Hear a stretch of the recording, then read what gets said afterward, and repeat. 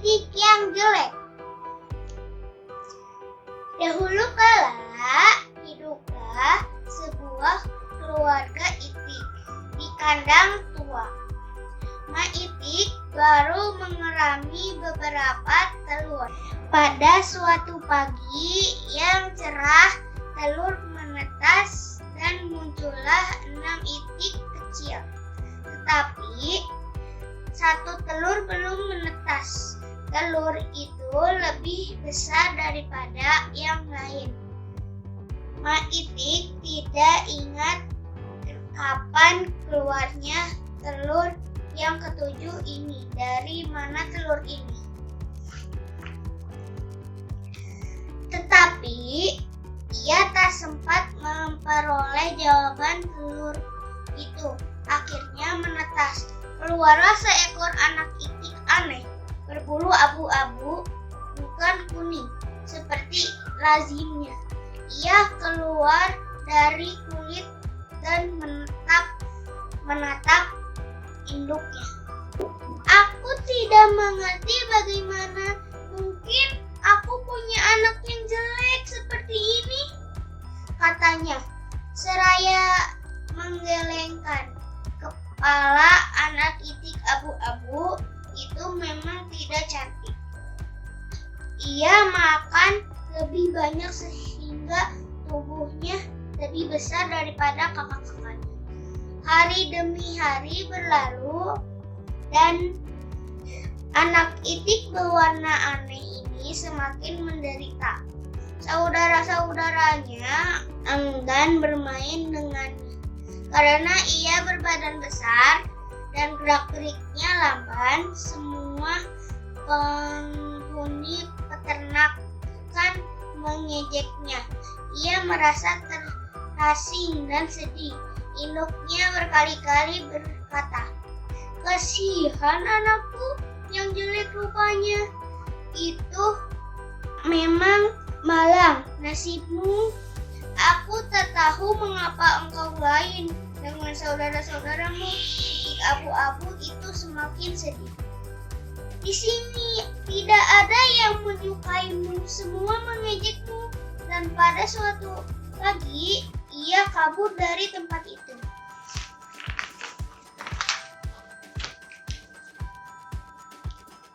Di tepi sebuah rawa kecil, ia berhenti.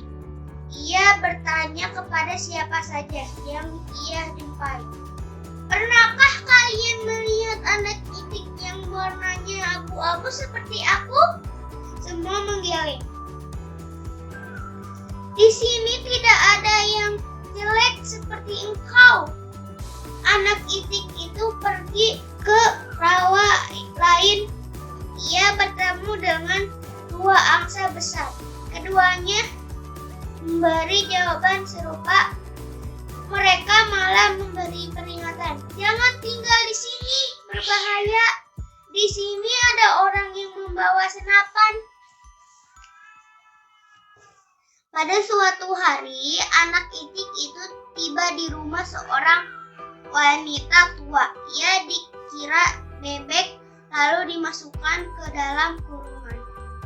"Siapa tahu bebek ini akan bertelur banyak," kata wanita itu. Si anak itik buruk itu ternyata tidak pernah bertelur.